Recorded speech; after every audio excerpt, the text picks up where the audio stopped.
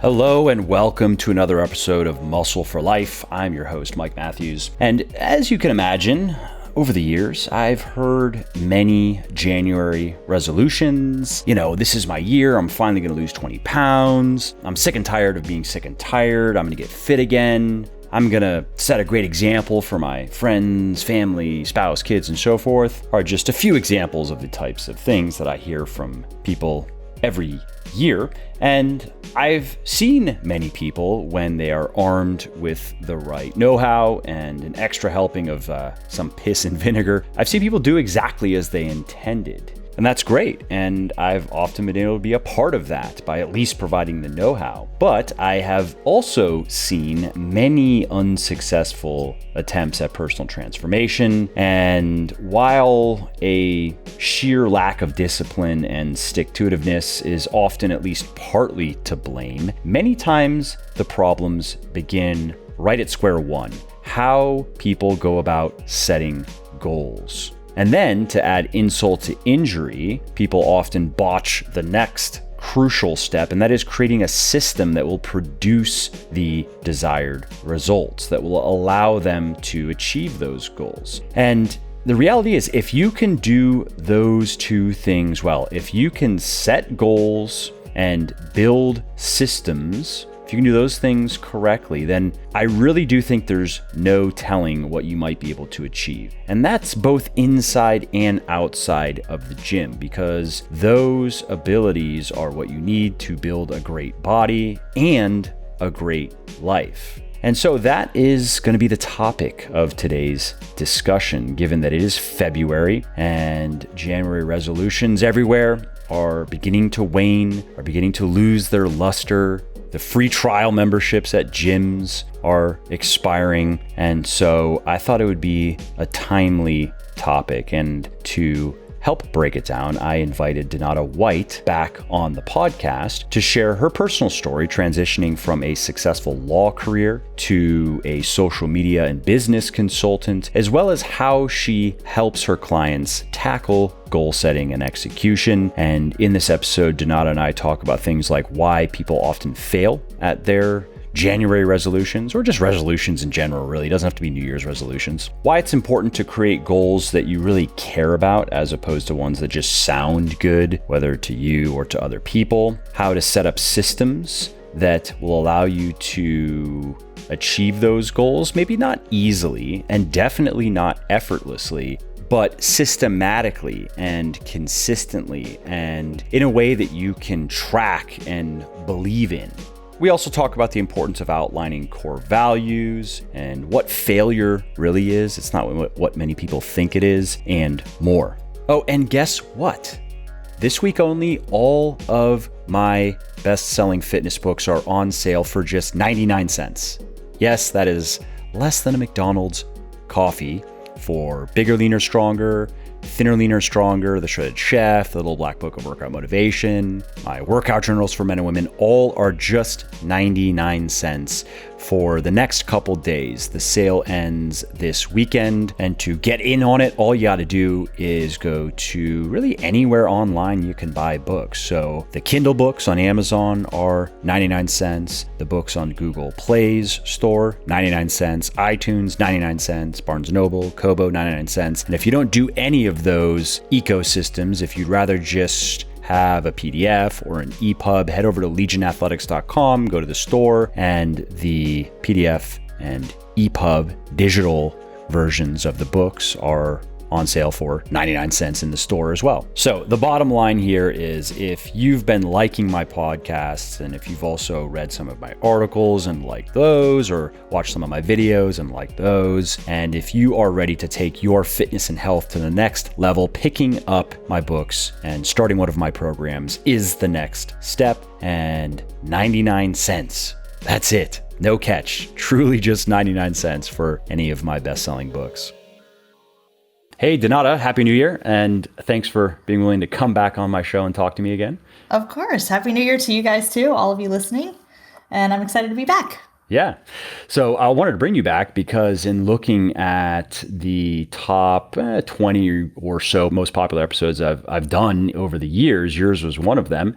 And so I was like, oh, there were some Eric Helms episodes that are up there, but he's been on several times. Mark Ripito been on several times, but you were in I think it was the top 10 or top 15, Wow. but only once. So it only made sense to bring you back. Well, I've got to catch up then. You have a high bar to get over. Yes, of course. So it's January, and that means it's New Year's resolution season.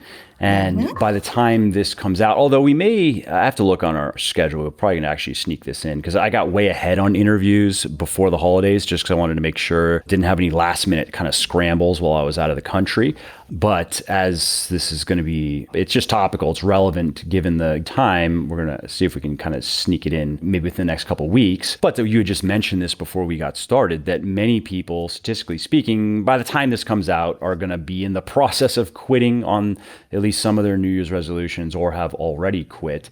And so I thought it could make for a good discussion to talk about that, to talk about not just New Year's resolutions, but resolutions in general, right? Goal setting, and what does it take to actually take a wish, something that you envisioned as desirable, and then make it happen, to actually realize it. And that, I think, will take us into really how do you build systems that allow you to achieve your goals.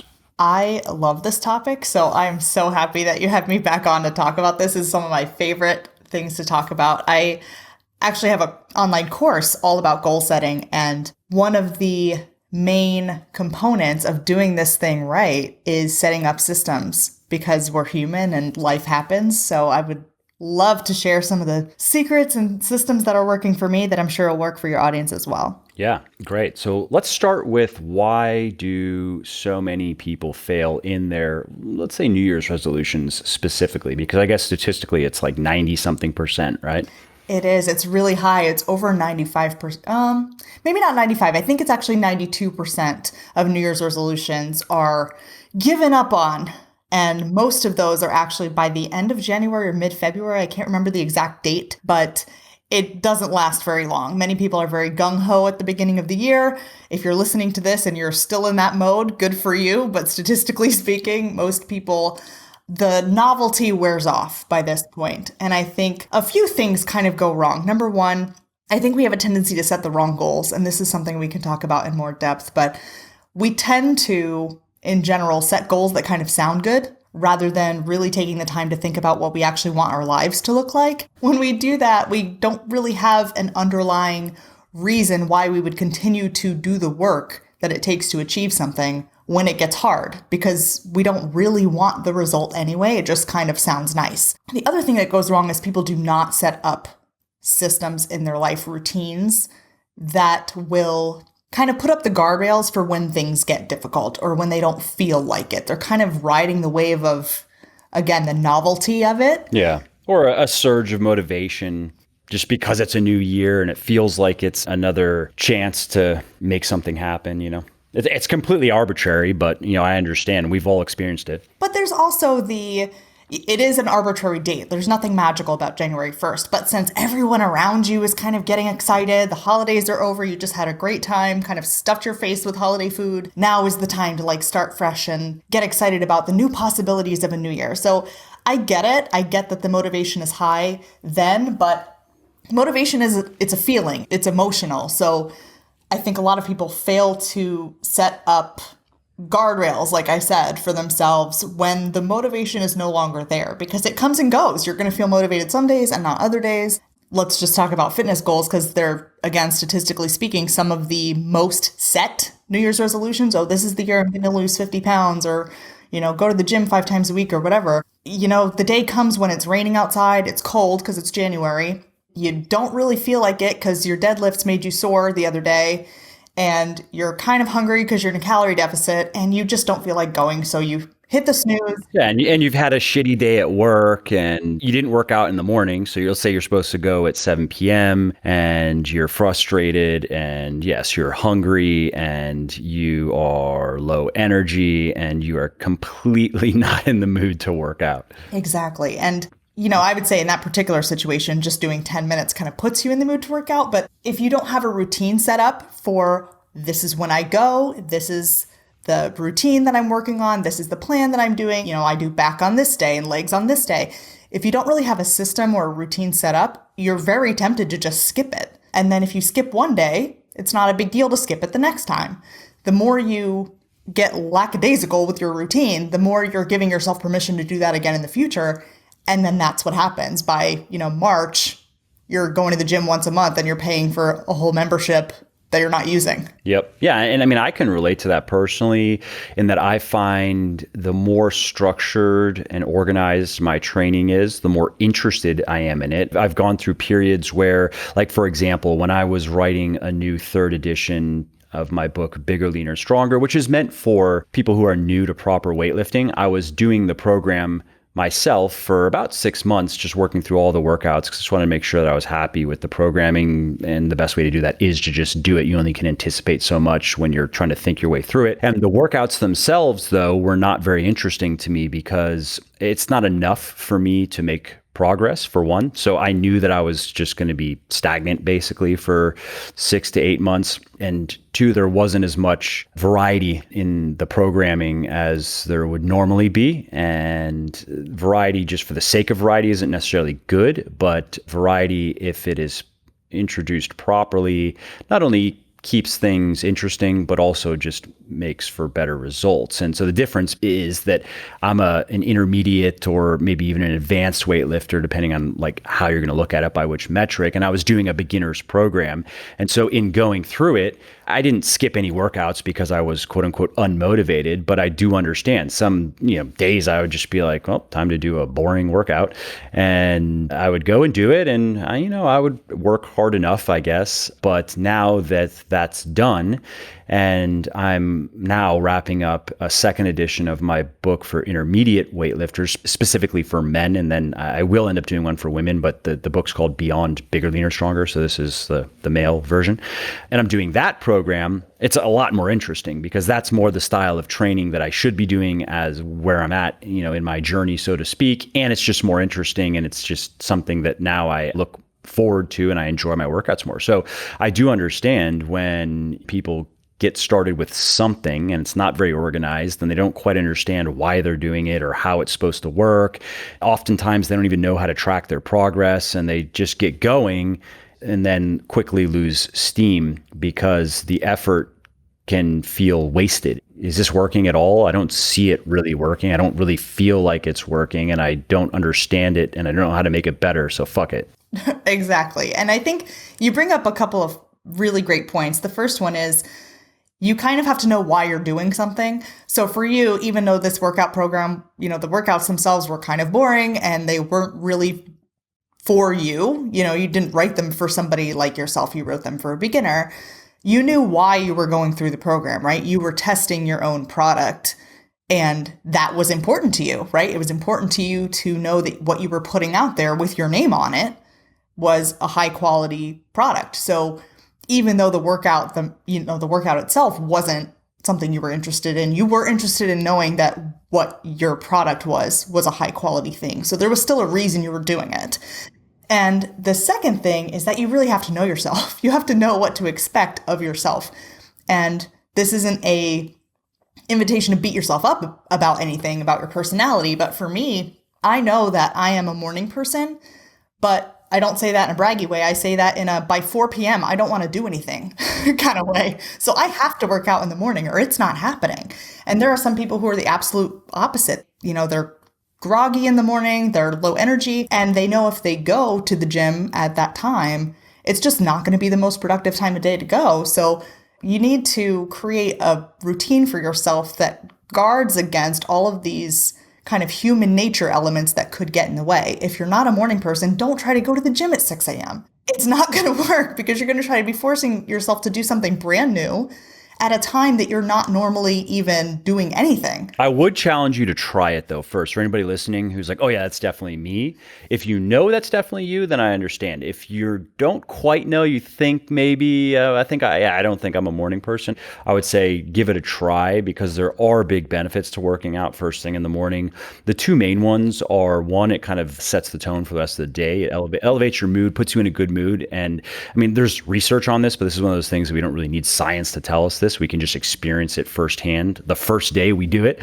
And that is, start your day with a good workout and you'll notice that you'll just probably be in a better mood than usual throughout the day if you usually work out later. And then it's also, the other big benefit is it's done. And for those of us, and that's many of the people listening who live busy lives, we have jobs, we have families, we have obligations. For the men listening, their obligations include other outside work obligations. And for women, it includes their own. So I get it. And by getting it done first thing in the morning, you then don't have to worry about what we were talking about earlier, where, okay, now it's 7 p.m. and you've worked out the logistics of being able to go to the gym. Maybe your spouse is going to take care of the kids for you so you can go for an hour. And so you've made that work, but now it's 7 p.m. and all you want to do is get home, eat some food, and sit down and be left alone, which I understand. You can just go to the gym and you can just push yourself to do it. And that's fine if that's the only option, but you might find it better to rearrange things so you can just get it done first thing in the morning.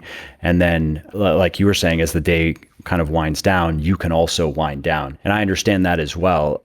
Some days it's more so than others, depending on what I'm doing. But for me, it maybe comes a little bit later, but there is a point where I'm like, yeah, I think I'm just done. I think it's time to just sit there and read. Sometimes I don't even want to talk. My wife, she understands. I mean, sometimes it's not a matter. It's not anything against her at all. It's just if I've been going all day and recording podcasts and having meetings and writing and doing whatever I'm doing. And then there's a point where it's like 30 minutes of just silence it feels therapeutic. Mm-hmm. I totally understand that. And I don't disagree that working out in the morning is actually the better option in general if you can make it work. I think that having a good workout in the morning kind of gives you energy and it gives you kind of a thing to check off your list, puts you in a good mood, makes you feel accomplished.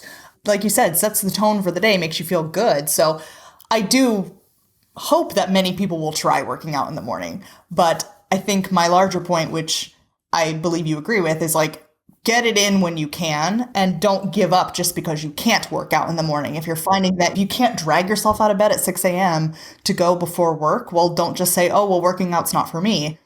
Maybe try a different time of day. The key, I think, is to shift things around and make tweaks to try different ways of making things work rather than at the first sign of difficulty, just saying, it's not for me, I give up. And that's a larger issue. I mean, in any goal, is that I think a lot of people are primed to look for excuses rather than for ways to make things work. And that's a mindset shift that I work with my clients on. And also, that I recommend to everyone listening, instead of asking like, oh, why isn't this working? Or, that kind of primes you to look for an excuse. Instead, the question you should ask yourself is, how can I make this work?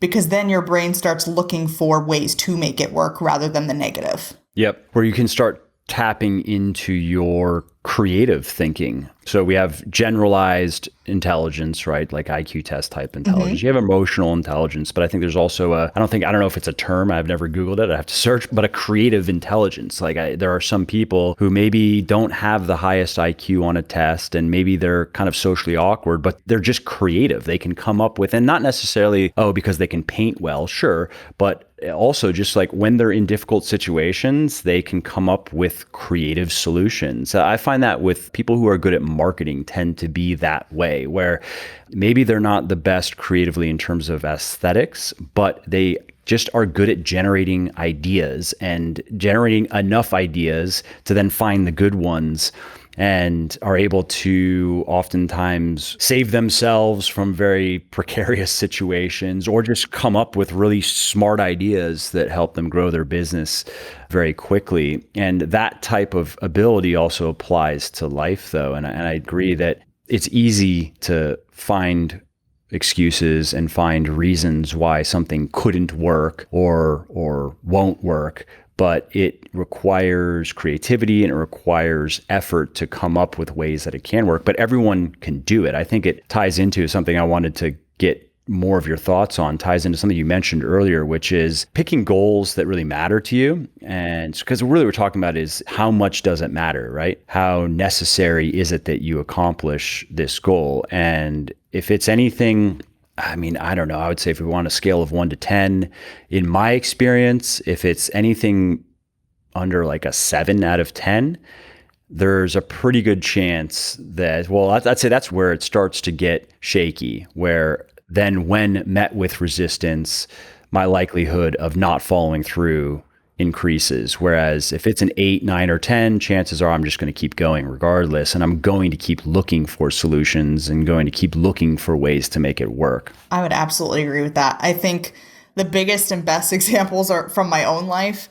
are growing my business, number one. That was a 10.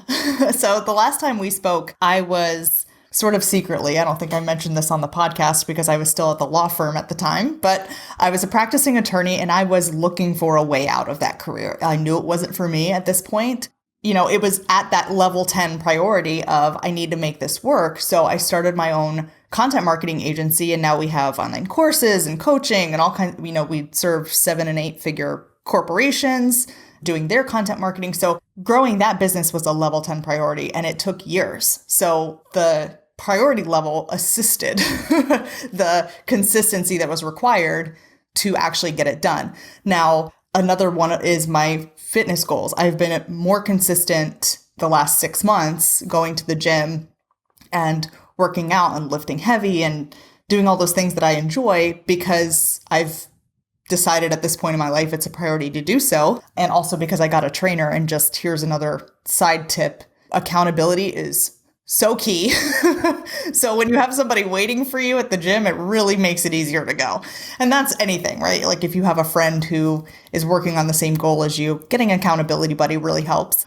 Not for the purposes of losing weight. Like for me, being in a calorie deficit and shredding down is like a level 4 or 5.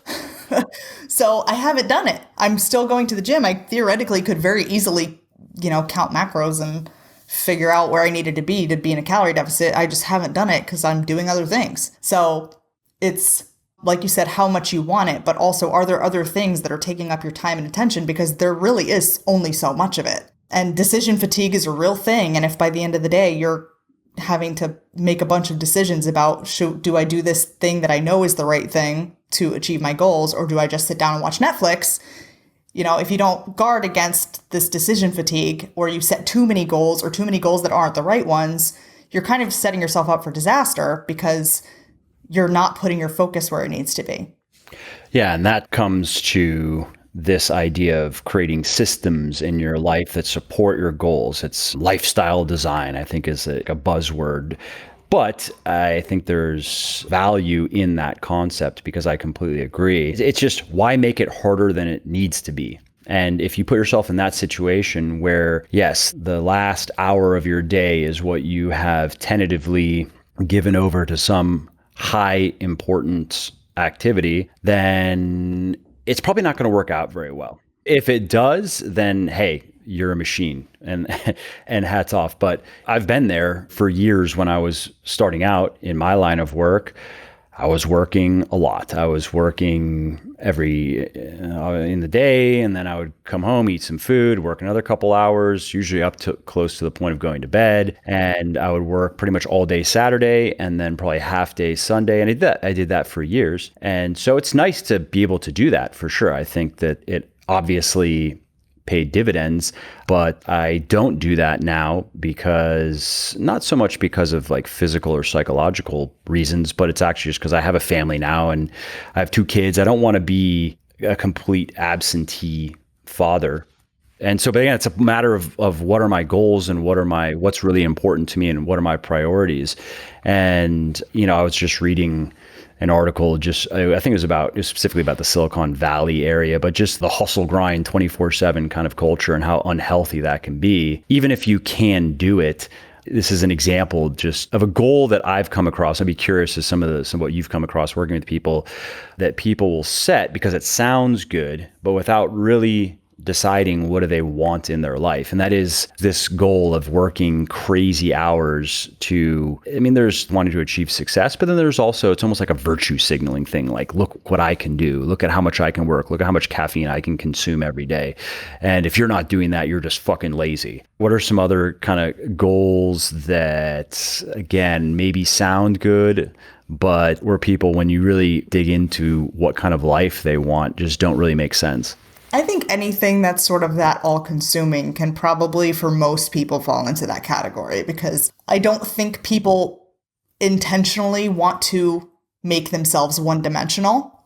I don't ever think that that's anybody's real goal. I mean, some people, like you said, have that, oh, I'm the best at working and I could just make money all day and work all the time and sleep 2 hours. And I'm, if you don't do that, I don't even want to hear your opinion, sort of thing. I mean, those people, I guess, have a value system that means that sort of one-dimensionality is okay or even desirable. But I don't think for most people, like you said, they have families, they have hobbies, they have, health, things they want to learn, things they want to participate in, friends they want to see. They don't want to intentionally be one-dimensional and only focus so hard on one area of their life to the exclusion of others. So I think anything that sort of... There are fitness versions of that too. Oh, yes. And that's what I was actually just reminded of was, prepping for competition. That is a fitness goal that I see a lot of people make, is particularly like older people.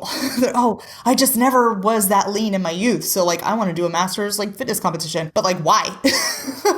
You could just be fit and healthy. And I don't think they fully think through for the plastic trophy, duh. Obviously. I don't mean to shit on competitions, but if that's something that you truly want to do, wonderful. But I think before you decide that that's what you want to do, you have to understand the implications of that, because it's not just something you flick a switch and you do. There are sacrifices that need to be made, and there are time commitments that need to be honored. You're not going to be able to probably eat a cheeseburger and fries for the next however many months. You're going to get to the point of feeling like complete shit. Absolutely makes you feel like garbage. If you're going to get to where you need to be competitive. Mm-hmm, exactly. I recorded, I'm not sure where it's in the lineup, so it may already be live by the time this goes live, or it might not. I'd have to look at the calendar. But I recorded a podcast with Paul Revelia, a fitness coach. People don't know who he is. A fitness coach, works with a lot of competitors, about this, just of what does it really take when you say that you want to do a competition, even if that's it. It's not that I want to be a competitive bodybuilder or a competitive physique athlete. Not even that. I just want to do a competition and do it right and do it well. What are you actually committing to? And it was a good discussion. And the purpose wasn't to discourage people at all. It was just to ensure that people are understanding what they're committing to and understanding the cost, because there is a cost, not a long-term cost. You're not going to fuck your body up for the rest of your life if you do it right, if you do it naturally. But you're going to fuck your year up probably, because it's going to take many months to get into shape. And then even if people often, if they put that much work into getting in that kind of shape, they don't want to do just one. They do several in a row. They do several. And so really it turns into a year-long affair. And then you have a recovery period, which when you look at case studies can be up to 6 to 8 months before hormones are completely normalized again, for example, and before people really feel like themselves again. So I just thought it would be a good discussion to have, because I do often hear from people mentioning, toying with the idea of competing, I think, without realizing what it's going to take. And I don't personally think there's all that much pleasure to be gained from doing it kind of half-assedly either. I think that would probably be a bigger letdown if they tried to do it and then they got up there and I'm fucking fat and just look bad. Why am I here? Right. No, I totally agree. And I also think, especially and this is any competitor, right? It's a strange situation to be standing on stage and having people nitpick how your body looks. But especially for women, you're signing up to feel like you said, crap for a year, and then have somebody zoom in on all your insecurities. Yeah. What's that one movie? It was something Hal, where it's her elbows were too pointy. I don't know. There's some movie where there was some beautiful woman, but oh no, elbows too pointy. Yeah, definitely.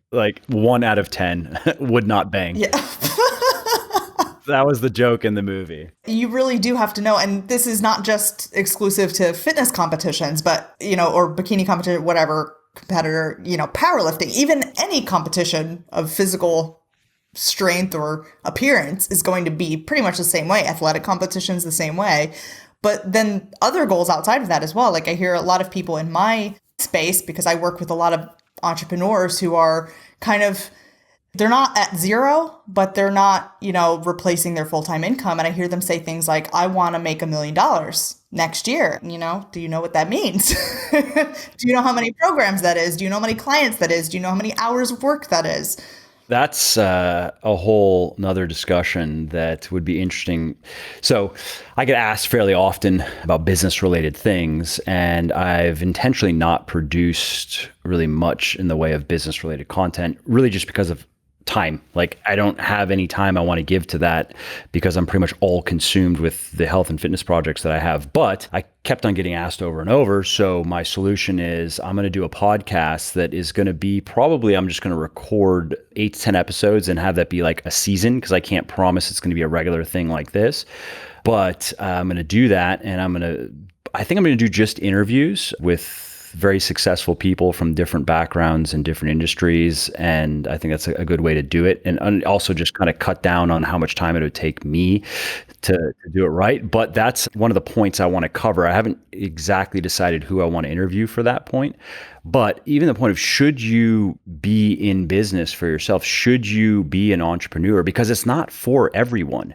And it's glorified and it's sold as some sexy thing, but it's really not. It's not. There's so much that is unsexy about being an entrepreneur. There are, of course, major upsides if you can make it in a big way, but there are major upsides to being a really good employee as well. Absolutely. And, again, I don't want to get too far off on a tangent, but just to finish my thought on this, and then you can reply, we can just get back to what our goals discussion. But like, for example, me personally, I wouldn't be interested owning my own business unless I could make at least 3 times, probably 5 times or more the money that I could make working for someone else. Because it comes with so much extra shit that you have to deal with that is just annoying. It just, we all have the type of work that we like to do. And if you're a really good employee, you can pretty much just do the type of work that you like to do, get really good at it. And that's pretty much it. And just continue getting better at that and building out your skill set there and making yourself more valuable. And there's so many things now you don't have to care about. And even if you want to be an enterprising employee, for example, somebody who's always looking to move up and take on more, if you work in the marketing department, payroll is not your concern. Yep. Ever. Nope. Like the owner of the business never wants you to even think about whether he can make payroll or not. He wants you to focus on your work. You don't even have to book your own flights. Like if you're Exactly. Production, logistics, all inventory management. Please, Mr. Enterprising Employee, I love that you want to take on more. Do not worry about that. Let's look over here. Just stick to what you're good at. Like really, like that's one of the big benefits of being an employee, for example. Whereas if you own your own business, there are so many other things now that you have to make sure you have to personally take care of initially, and then eventually hire people, delegate, build out systems, and make sure it all happens. And then there's all the added risk that comes with it as well. And so again, minimally, I'd have to be 3 times as much money as I could make working for someone else, but 5 times or more is where I would start to actually consider it. That's how the calculus works for me. I mean, that would be me too as well. Like I said, I was a practicing attorney, so that number is quite large. You've probably had this discussion a number of times where you start working, okay, you go, all right, let's say you set your number, $500,000 a year. Let's just say that's your number, right? Yeah. That's where it starts to get interesting. What does your business have to earn for you to make $500,000 a year? Exactly. Yeah. When most businesses, their profits are in the range of probably on 5% on the very low, that's bad. 10% is considered pretty good. That's considered decent. And 15+% is considered outstanding. So if you have a business that has a profit margin of, let's say it's 15%, let's be very generous.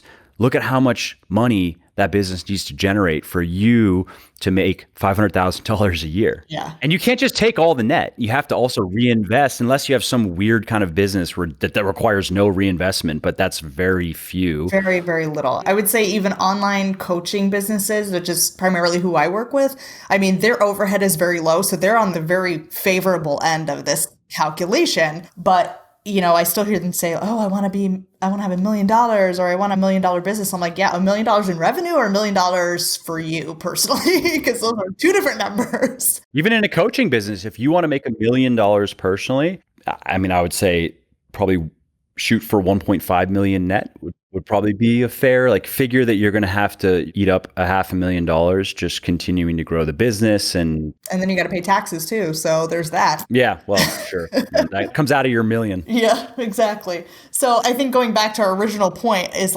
people set goals that sound good or sound impressive without thinking about what it's actually going to take to achieve them, or what the implications for other areas of their life are going to be. It ends up being a mess because there's no good outcome, right? They either try it, figure out that it's a mess, and then quit, or they try it, do it, and then get to the end having checked off the box and realizing that they've left disaster in their wake in other areas of their life, right? Like their spouse is not talking to them, their kids haven't seen them in months. There's no good outcome that comes from setting a goal that sounds good, but maybe you haven't thought all the way through. Yeah. My wife and I were talking the other day just about different levels of wealth and what is and isn't worth it in our perspectives. And so take, becoming a billionaire, right? That's something my mom would joke that I'm going to be a billionaire one day, me, right? And I would tell her, I'm like, no, probably not, because one, there's just statistics, but two, even if I were willing to do what it takes, which if to do that, let's just look at it from take luck out and take timing and industry and whatever. And I say this having actually personally knowing a couple people who are legitimate billionaires. In one case, he's 75. And since he was, I don't know, in his 20s, since he got out of college, literally all this dude has done is worked.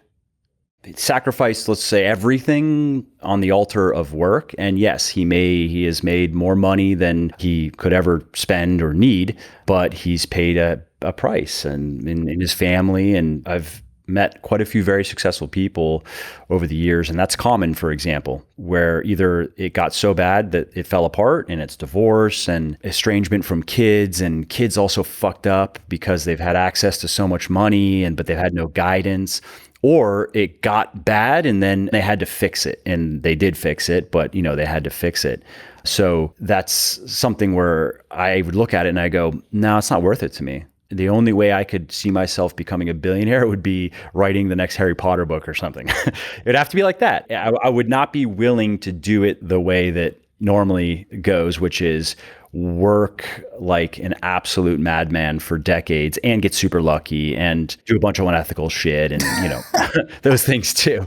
Right. I mean, I don't want to say that anything is possible. I think that... Sure, I'm open to the possibility that everyone reads your new version of your book. Every single person is at the gym now doing your workouts. I mean, I don't think it's going to come from that. It's fiction. If I'm going to become a billionaire, I'm going to have to write the next Harry Potter, the next great American novel series.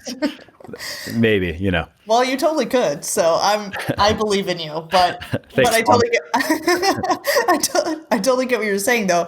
And I agree. You have to really think about the entire picture before you decide to commit to something, because you're either going to end up uncommitted to that thing or totally committed and not realize what the opportunity cost of that is.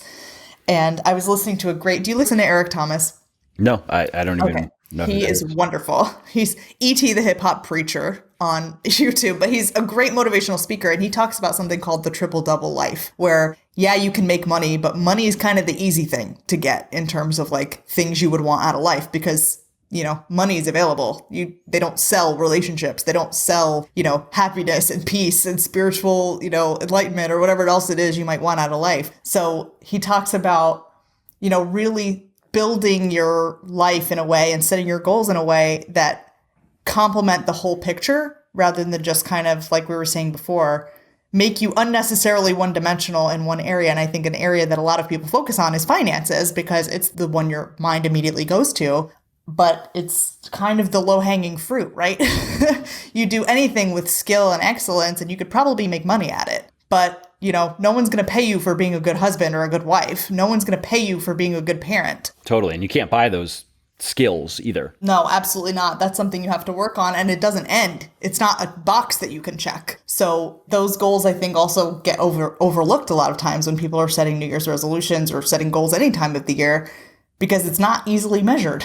As a culture, we have so much emphasis on quantitative things and much less on qualitative aspects of whether it's business or our personal lives. Again, I think it's probably mostly a consequence of the scientific revolution, but we see it manifested in many ways where, again, if something it feels real, if you can measure it clearly, and if you can't, it just doesn't really seem to be as important. But that's not necessarily correct. In some cases it is, but in many cases it's not. In many cases, the most important things are more qualitative in nature. You can't just assign a number to them. Right. But I would say that a lot of times goals do get done if you can measure something. So even for those goals that are more qualitative, like, oh, I want to be a better, for me, I want to be a better wife, or I want to spend more time with my husband. Okay, well, what does more time mean? What does better mean? So you can kind of put a number or a measurement on something that kind of is an indicator. So how many hours are we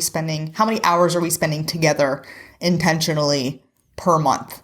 Okay, well, what's that number now? And what would I like that number to be? So even for the qualitative goals, I think if you're having trouble figuring out what the improvement is, like what you're actually looking for, the result, you can stick a number somewhere. There is something you can measure that is indicative of success in that area. That's and true. That may make it easier for you to determine whether or not you're doing well. Yeah, that's true. For a relationship, the first thing that comes to mind for me would probably be, if I were to track something, it would probably be pleasurable experiences, just based on the research of the ratio of, well, it comes straight down to, there's even research that just shows the ratio, I think it's of sex to fighting. Like the joke is fuck, don't fight. But I'm serious, there's research on this. That's hilarious. That indicates the likelihood of divorce it was. But there's also research that of just general, like you need to keep the ratio of pleasurable experiences where you are enjoying each other's company. And we all know what a pleasurable experience is. It can be physically pleasurable or it can be emotionally pleasurable, that you need to have, I don't remember the exact ratio. It was minimally 2-to-1. It may have been as high as 4-to-1 to unpleasurable, which mostly comes down to arguing and fighting about stuff in relationships. The relationships that lasted the longest and were least likely to end, and this was marriages, end in divorce, were ones that maintained that ratio. Again, I don't remember, it was at least double. It may have been as high as 4-to-1.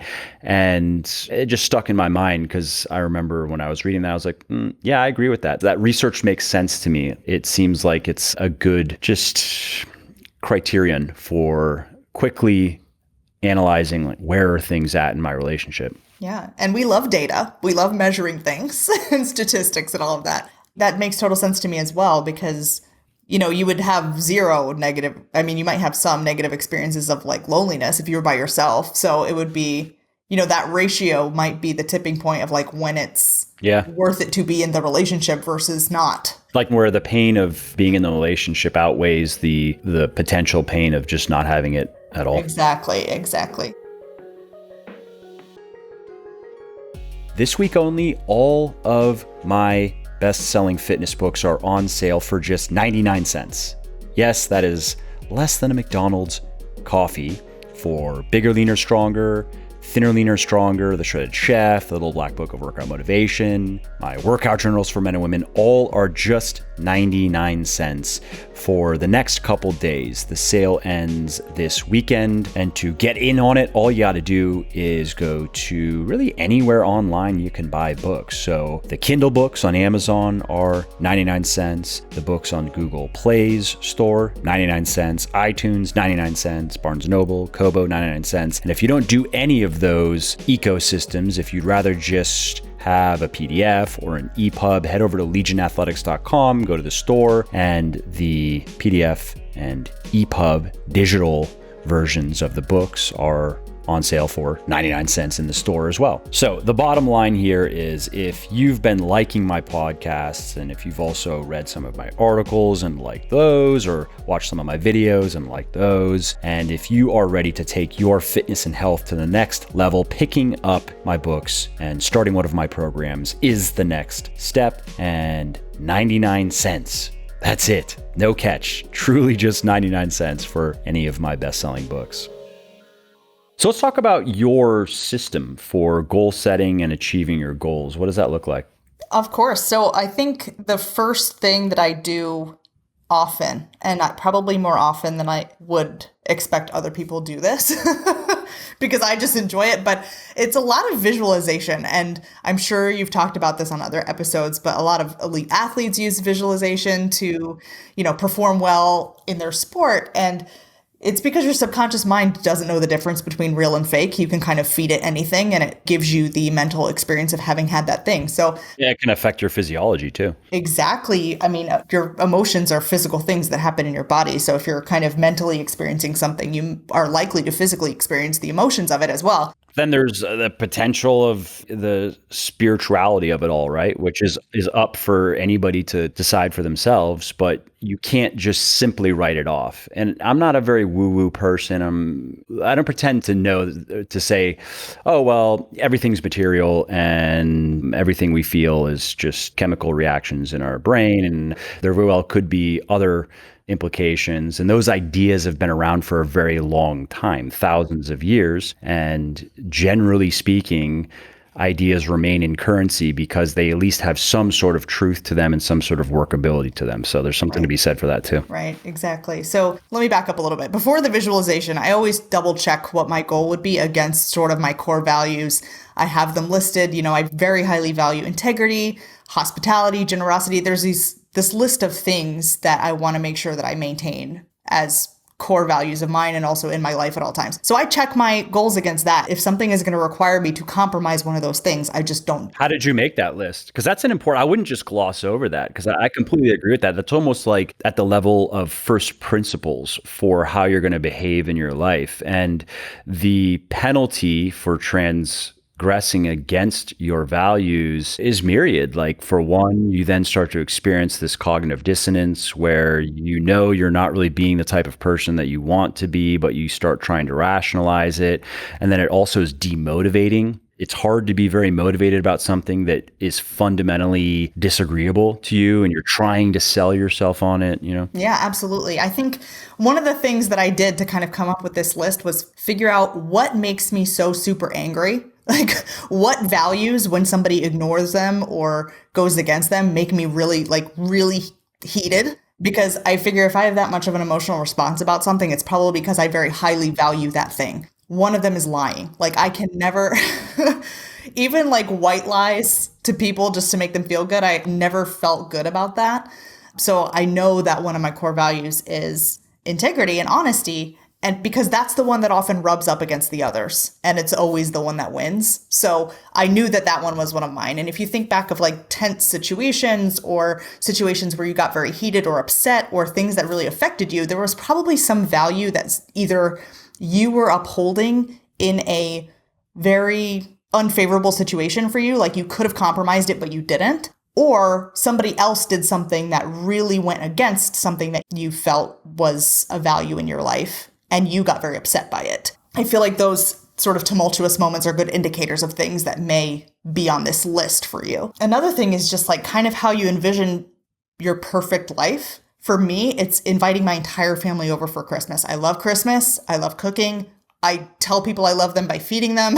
So like for me, hospitality is a big deal because that's how you show people that you love them. So that I knew was one of my core values, because every time I envisioned like, oh, well, if life was perfect, what would you be doing? Well, of course, I'd be inviting people over my house to feed them. So, and you can there are lists online you can look at of like typical core values. Some people value creativity and adventure and travel, and I'm not like that. I'm a homebody. So it's not that some of these are better than others. It's just what really is a part of you as a person versus what kind of just sounds nice when other people are doing it. Totally. That makes me think of Ray Dalio's book, Principles, and something he talked about in there, this strive and savor spectrum, right? He was just basically saying that if you really want to have an impact in the world and you want to strive and achieve big things, you can't also simultaneously take it easy and savor life. You can have one or the other. And he chose, obviously, to strive. And now, though, that he's later in his life, he's in his 60s, he is intentionally swinging that pendulum in the other direction, where now he's gotten to a point where he looks more forward to just spending time with people he likes and his family than figuring out the next big win in his business. And he's a billionaire, so at this point, it's not about money. It's just about winning. And I understand that. I mean, that's like, there was an interview with Tiger Woods where this is when he was at his peak in his prime, and they were asking him, what drives you to keep going? This is when he was just dominant. He was just destroying the field. What is it? What really means the most to you? And I think the interviewer was expecting something profound, and you just said winning. That's it. That was what he loved. He just loved winning. And I understand there's some people like that is their number one core value, is just winning. Whatever they do, they're going to try to win as much as they can. And that's what makes them feel most alive, is that point of winning. And he was that person. So that's just something that I've spoken about, and I've thought about it myself in terms of, because work, and it's not just about working and making money, but having purposive activity to engage in every day.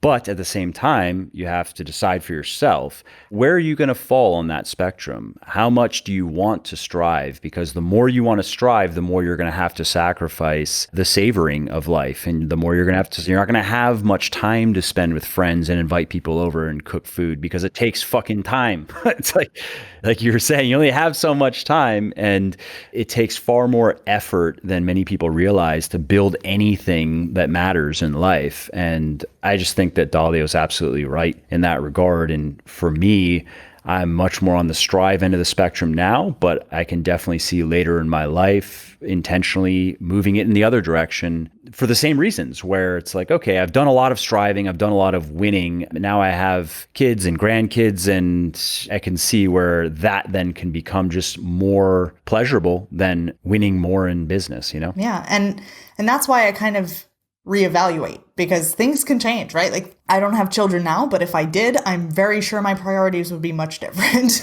right? Like, I wouldn't necessarily be trying to build a business and start a nonprofit and do all of these things. You know, I may just want to be a 7-figure parent, you know? So it's important to, I think, evaluate those. And there'd be nothing wrong with that. I mean, again, it's a whole different discussion, but we've somehow gotten to this point in today's culture where being a mom is looked down upon as something, as like a relic of the patriarchy, and something that men have like forced onto women because they want them barefoot in the kitchen. But this is my mansplained take on it. But this is my perspective is, no, honestly, is that I think that raising children well is far more important than the vast majority of work that's available out there. And that's exactly why not everybody should do it. I agree with that too, actually, 100% for sure. But that's literally the future of our entire species. It's our entire future is in the hands of mothers, mostly, because in the case where you have moms that are say they spend a lot of their time being a mom, usually the dad is around as much as he can be, but most of his time is out working. So It's mostly the mom has a lot more influence in that regard. Yeah, whichever parent spends more time. And I would hope to have more of an equal, because I don't ever envision myself not working. But, if we were to have children, whoever's around more has got that, that mantle. Totally, 100%. Yeah. I'm just saying, in most cases, if you have one kind of, whether it's a part-time working situation or a no working situation, it's usually the woman. Yeah. Statistically, it is. Yeah. I would hope that it would be, whatever the family decides. I don't know if it'd be better the other way around. I don't know. Women are better with children generally. Ooh. They just are. I think so. How would it not be? How could that not be the case? I mean, simple biology would dictate that. Yeah, you would think. I don't know. I haven't been around enough babies recently to know for myself one way or the other. I've just seen too many times where I'm like, could they have a mom? Not that there's anything wrong with the dad. It's just also men in general. Imagine a world without women. It would be a disgusting shithole. Oh my God. It would be absolutely ridiculous. It would be like Mad Max. That would be the world. It would just be a bunch of testosterone raging dudes trying to kill each other for their shit. At that point, it would just be about raping each other. It would be on this discussion. It would be prehistory. We would never make it out of prehistory without women. You'd still be clubbing each other. Only women can moderate the insanity of men. I'm not going to disagree, but I am going to wonder how we got here in this because it's a podcast and we just talk about stuff. This is because it's 2020 and this is a podcast. Yeah, exactly. Anyways, as we were saying with goal setting, Goal setting and not Mad Max. yeah. So, anyways, choose your values and put some thought into that. I totally agree. Yeah. And I actually went through this process myself. I was trying to pull it up. I thought I had it. It's probably in my Google Drive. I was looking where it should be and I couldn't find it. But I've gone through this process and I think it is enlightening to do it and decide. For me, yeah, I mean, I didn't think of it the way you had thought of it. I think it's an interesting way to think of it for sure. It was, I guess, just looking for the things that really resonate with me and that make me excited. And also that where I could see the world being a better place if everybody behaved that way. That's another great measure of it. And I check any goal that I'm about to, think about committing to against these. Because if I have to compromise any of these values, I just don't do the thing. Like, it's not going to be worth it ever to me. And then I think the next thing is just kind of thinking through, like we were talking about before, what it's actually going to take to achieve this. Because it's not always pretty. A lot of times it's very much not pretty. Whether it's business or fitness or whatever, the process, you have to learn to enjoy it, obviously, because you're going to be doing it for a while, but it's not always sunshine and butterflies. There's going to be times where you don't feel like doing it, and you have to be prepared for those times because it's not going to be always fun. Yeah. In fact, I mean, there was an essay, something, his last name was Green. It's been around for a while. I've written about it, but basically the key takeaway is that successful people, the common denominator, and this doesn't just mean financially successful, it's really actually successful in any regard, are the people who are willing to do the things that the unsuccessful people are unwilling to do. Exactly. And they're willing to do them every day. Yep. And I think that is a good way to look at it. Consistency is huge. I mean, this is one of the things we were talking about when we were talking about doing this episode, was being consistent over a long period of time, because I would never have been able to build my business. I would never have been able to be in the physical shape that I'm in if I wasn't able to kind of do things that I knew I should be doing, even when I couldn't see what was happening. Like, when you can't see the results, sometimes the change is so incremental that you can't even detect it on a day-to-day basis. But when you look back months ago, you can kind of see a larger change. And that, I think, is obviously the case in fitness, but also in many other areas. Like, you may not be able to see a change today or tomorrow or even next week or next month, but over a long period of time, that's where the real transformation happens. And being consistent when the results are not apparent is kind of a big deal. And that requires giving some thought, if we're talking about systems thinking, to feedback, right? So in systems lingo, to be feedback, and take fitness, whatever you're trying to do with your body composition, it's going to take time. And so we know, though, that in fitness, okay, the feedback system is very simple. You take some measurements, you take some pictures, you do it consistently, and you look not at the day to day, because that's not really you're not going to see the change there. You look at it every few weeks, and maybe it's 1 to 2 week averages on some stuff like weight or a waist measurement. And then you look at your pictures every few weeks, and there you go. There's your feedback. In more complex systems, though, or in areas that aren't just so simple, then there aren't immediately obvious ways to get feedback. And so I think a mistake that many people make is then they don't put anything in place for getting feedback. So then they get 1, 2, 3 months into something, and maybe they've been pretty consistent, but because they didn't give any thought to feedback, they actually don't know if they've made any progress. Like, take writing, for example. How do you really quantify, or even how do you know, are you getting better or not? Right. But I think that also comes back to the individual, right? Like, how are you going to measure your progress? Well, you do have to think about it, is what I'm saying. Absolutely. Because for some people, like in my industry, it matters how quickly we can get it done because the client is waiting for it. But for many writers, it does not matter how quickly it gets done because they're doing it for other reasons. So for me, speed is a thing, but for other people, it's not. And the same thing goes with like any area. How many pleasurable experiences are you having with your spouse? Well, that's a really good measurement because that's kind of the whole point. But, fewer fights is also a measurement that you could be watching for. Yeah. I mean, I guess if you were going to track your relationship numerically, then you would have to have pleasurable and unpleasurable experiences, really, right? And then, because then you're looking, if you want to just go by the simple research, you're just looking at the ratio, and can you maintain, again, I would say it's a minimum of 2 to 1, but it may have been as high as 4 to 1. And if you can do that, then chances are your relationship's probably in a good place. Yeah. But I think your point stands that you have to know how you're going to evaluate your progress Otherwise, you're going to become discouraged and think that you haven't made any.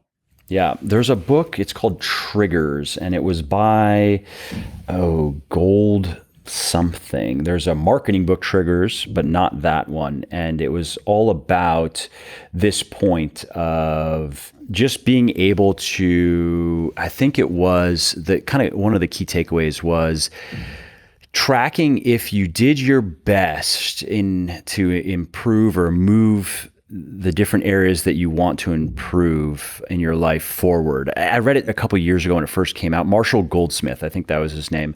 So I'm not remembering it exactly, but it was along those lines. And I did it for a bit and I found it interesting. I think if I remember correctly, you're rating on a scale of like 1 to 10. And the key was, did I do my best to improve, whether let's say you're working on fitness things, right? So this week, did I do my best to improve on my fitness? How would I rank that on a scale of 1 to 10?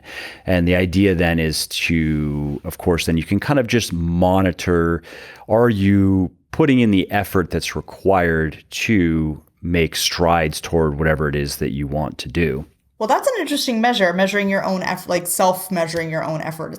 It reminded me of like the pain scale they give you in the hospital, like from smiley face all the way to terrified, sad face. Yeah, totally. Yeah.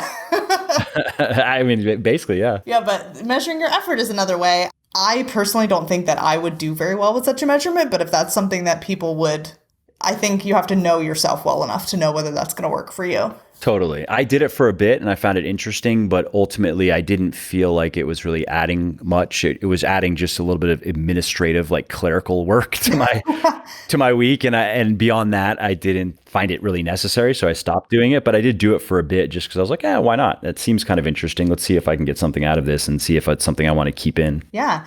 And I think for me, just someone like me and perhaps like you, I would always be like, no, I didn't try hard enough. That would be that would be my inclination, would be to rate myself lower than probably necessary because it would just make me feel bad. So you have to know yourself, but it is an interesting measure, and it could, for sort of hard to quantify goals, be one that works for a lot of people. Yeah. And I think in general, again, the concept is, again, because it does require a lot of consistent effort and high quality effort to make anything meaningful happen, is how do you keep an eye on that? How do you see whether you are, because there are those interstitial periods between milestones where you can actually measure progress.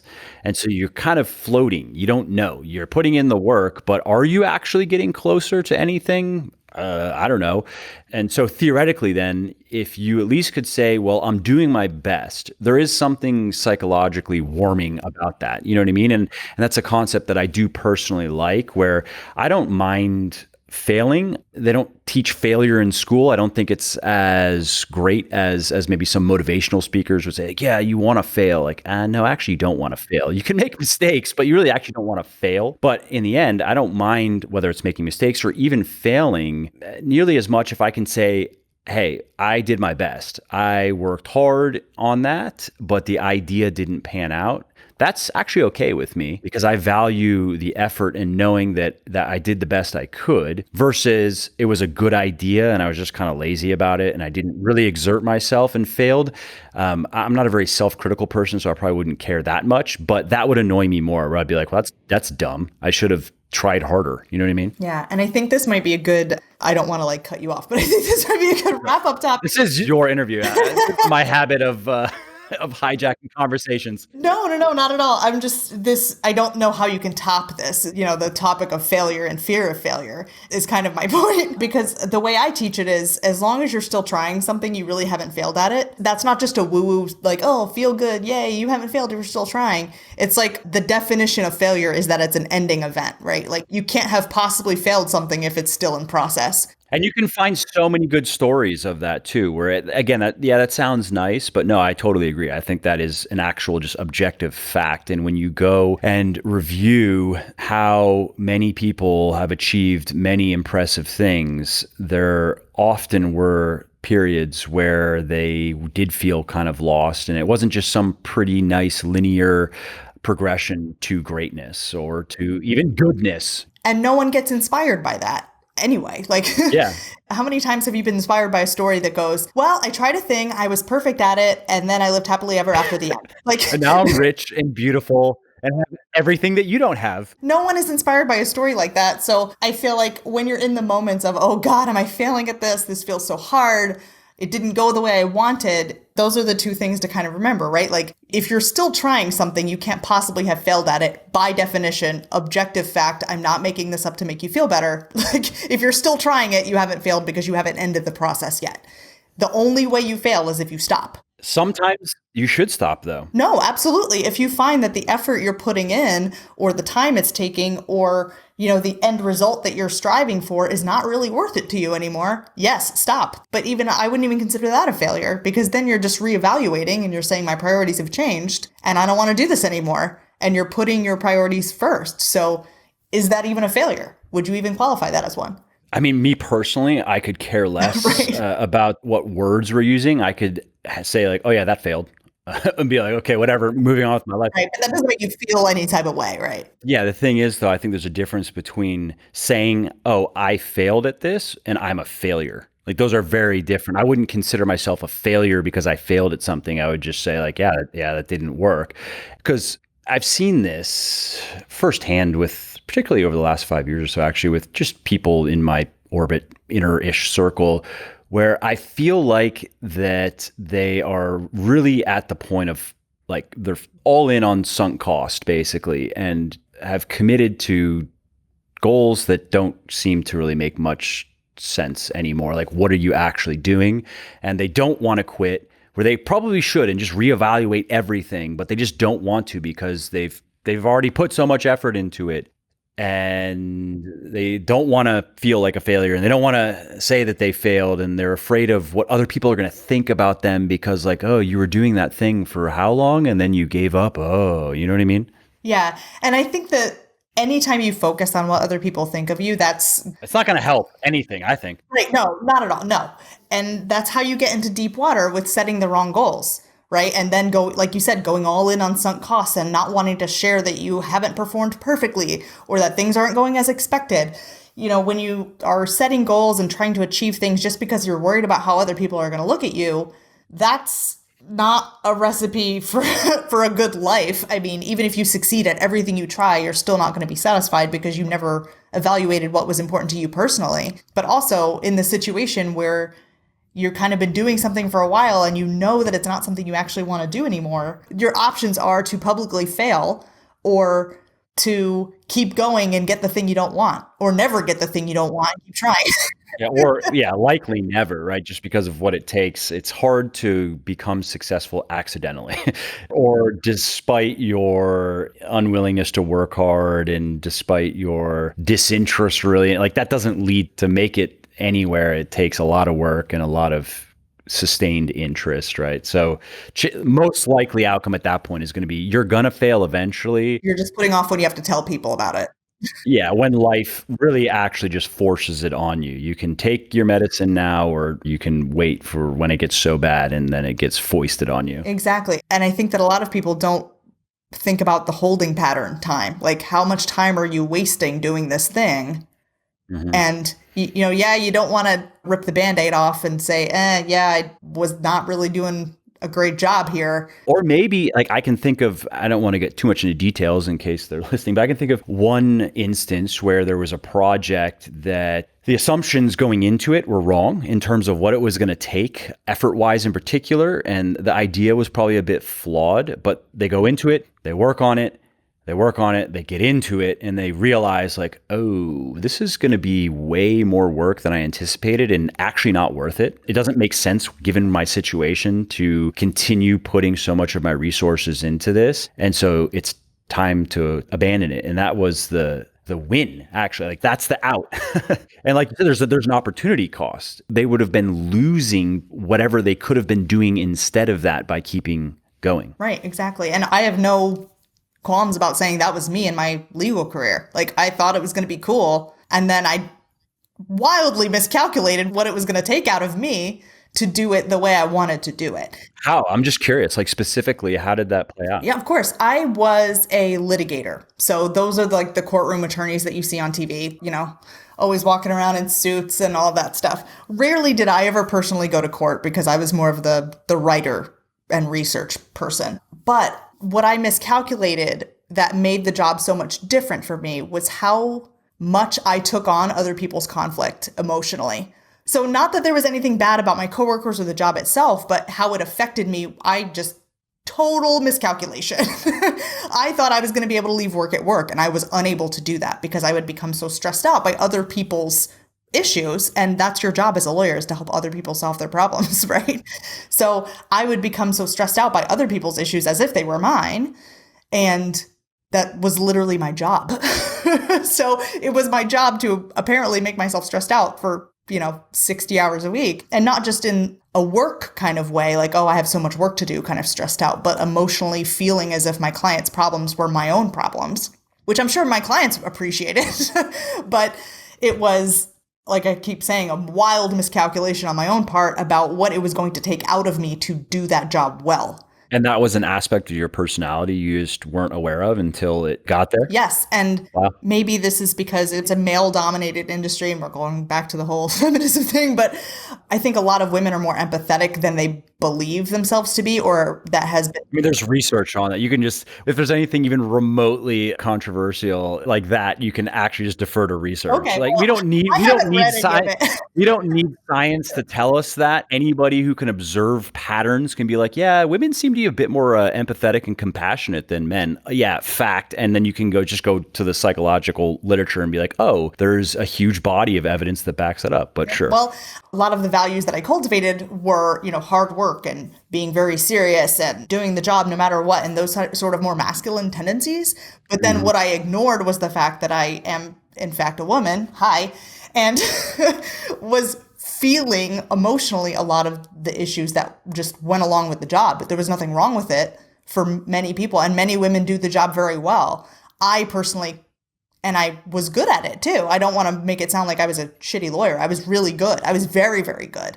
But my issue was that it didn't provide for the life that I thought it was going to because of the emotional impact it was having on me. Yeah, no, I totally understand that. And I'm sure it was a big decision to walk away from it because you put so much time. I mean, that was the core of your identity at that point. It was. And it was embarrassing to tell people. Yeah. Going back to this whole, did you fail? How do you define failure? How do you tell people that you failed? Not only a big decision, but to tell my husband, like, I don't want to do this anymore. And that's just my husband, who loves me and knows me better than anybody else. But then to tell, like, my parents, oh my God, my parents. How did they respond? My mom was great. I think my dad didn't totally get it because one of his core values is security. And so to him, it was like, oh my God, what are you doing? This is such an insecure decision that you're making. Yeah, it probably sounds absurd. Like, you're going to go from being a litigator to what are you talking? What are you even doing? What's on life coaching? Like, you're not a life coach, but you know what I mean? Yeah, like, what are you even talking? How do you make money? How do people pay you if there's no like direct deposit happening? But yeah, so one of his core values is security. I mean, my parents are amazing, so I don't want to make it sound like they were angry or in any way like disturbed by this decision. They just want the best for you always. But I don't think he quite got it until the business started doing well. And then he was like, oh yeah, good job. Yeah. But I was just going to say, that's always the story, right? Yeah. Where you'll have doubters and people will be behind your back. Oh, do you know what Donata did? Ridiculous. This is going to go so badly for her. And then when things go well, and oh yeah, of course it's you. Of course it's going well. That was a great decision. Great decision. But that's exactly why you can't allow people to have any input on what your goals are going to be or how well you're doing on them or whether the result is worth it to you, because you're going to get mixed messages from everywhere.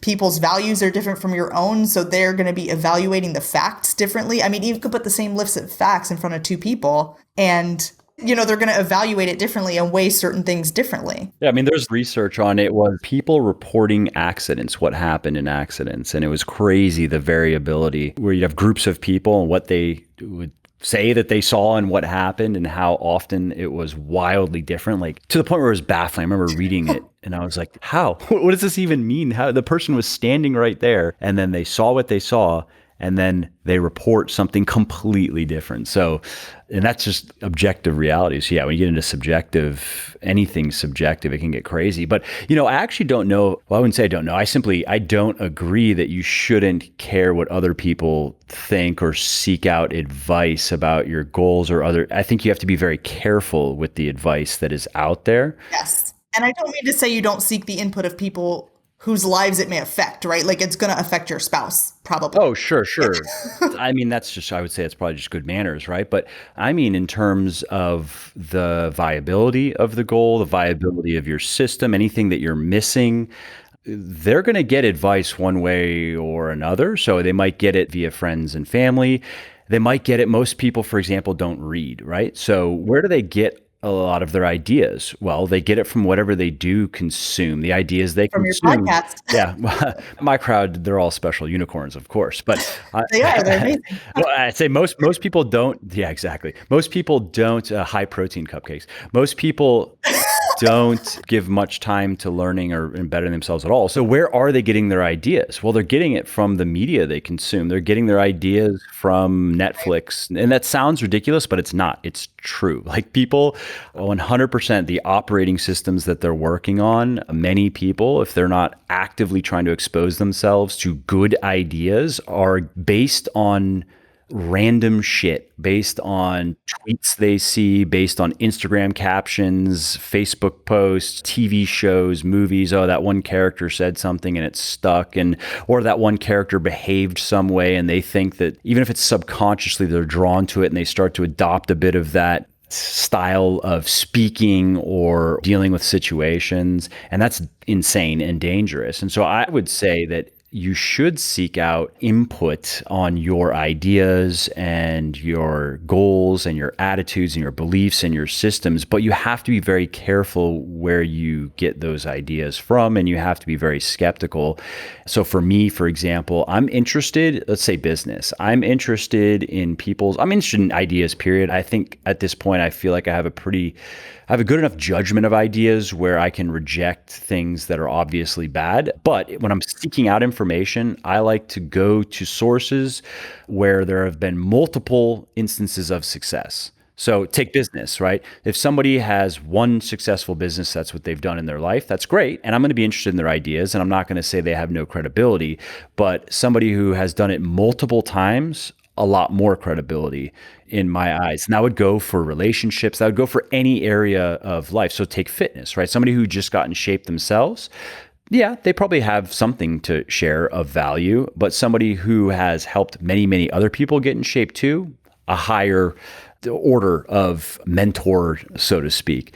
And and the reason why I say this is something I've just thought about a number of times with people in my life who I'm kind of a brusque person, as you and everybody who follows me knows. I'm capable of diplomacy and charm. I don't use it maybe as much as I should.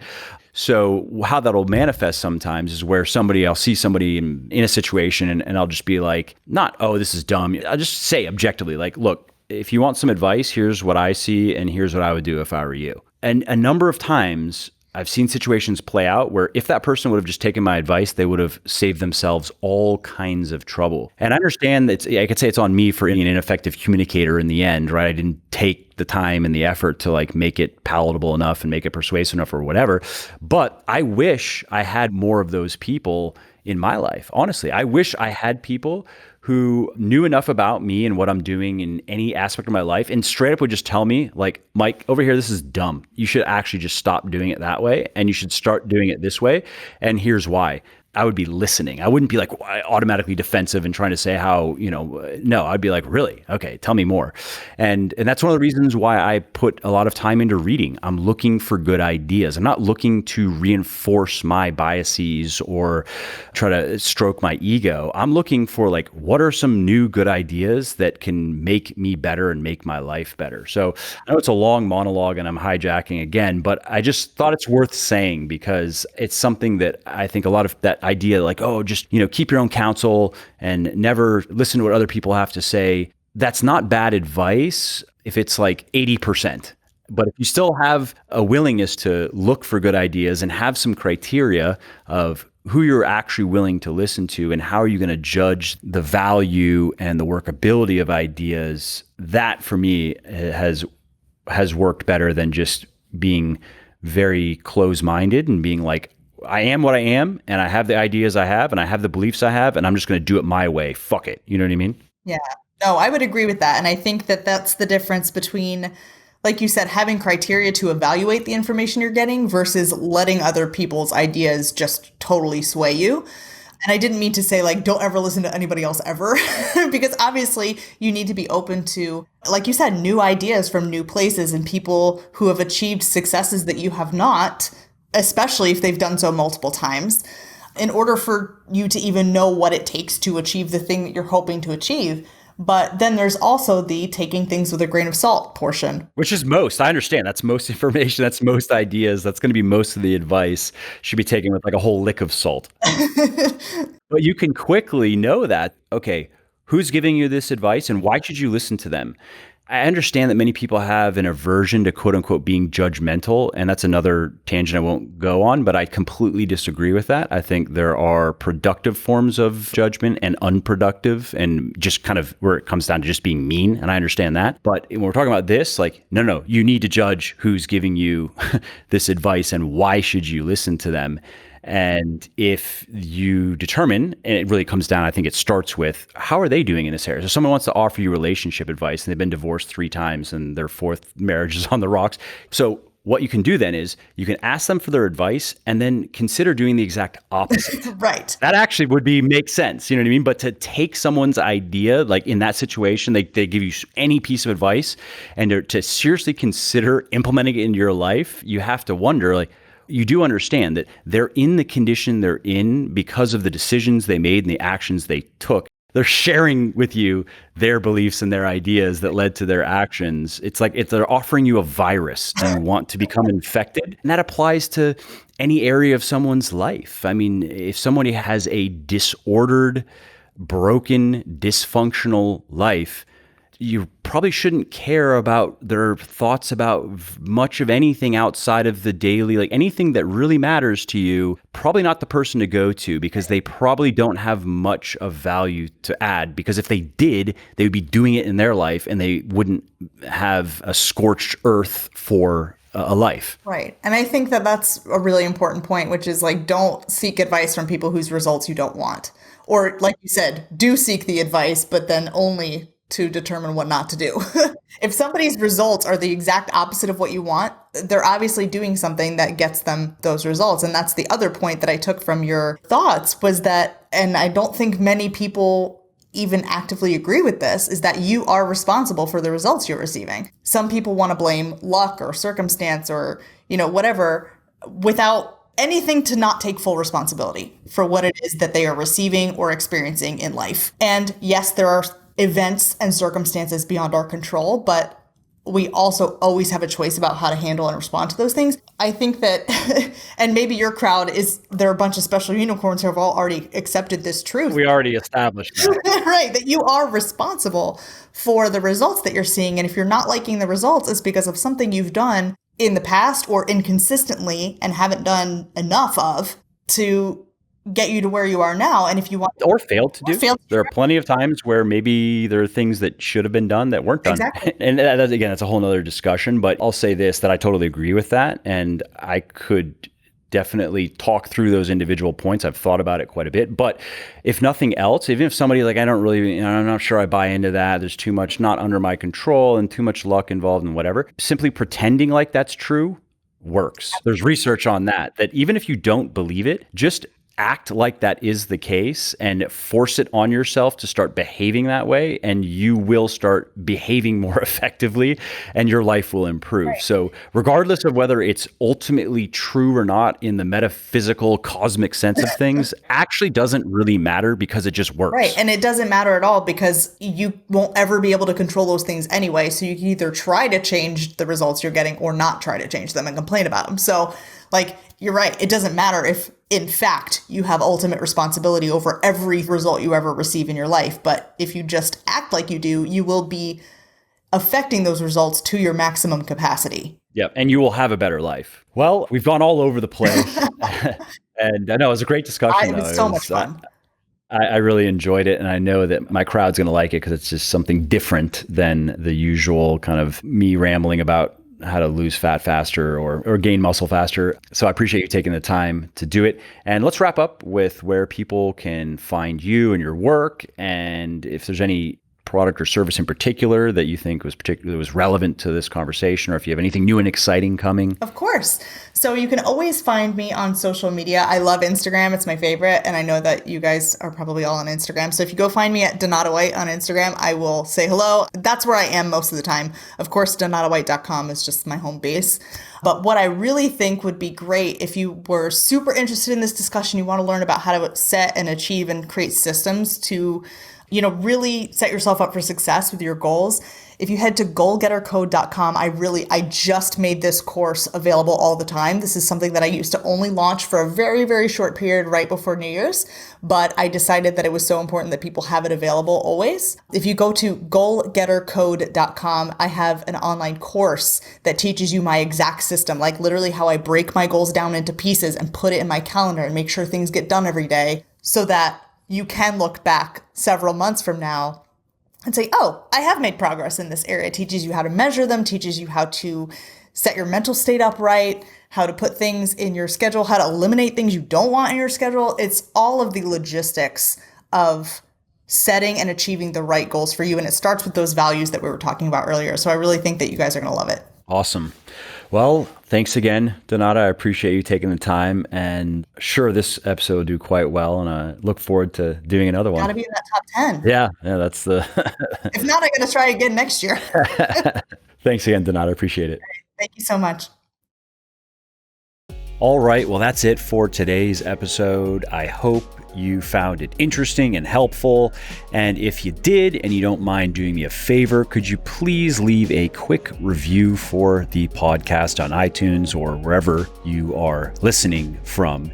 Because those reviews not only convince people that they should check out the show, they also increase the search visibility and help more people find their way to me and to the podcast and learn how to build their best body ever as well. And of course, if you want to be notified when the next episode goes live, then simply subscribe to the podcast in whatever app you're using to listen, and you will not miss out on any of the new stuff that I have coming. And last, if you didn't like something about the show, then definitely shoot me an email at mike@muscleforlife.com and share your thoughts. Let me know how you think I could do this better. I read every email myself, and I'm always looking for constructive feedback. All right, thanks again for listening to this episode, and I hope to hear from you soon.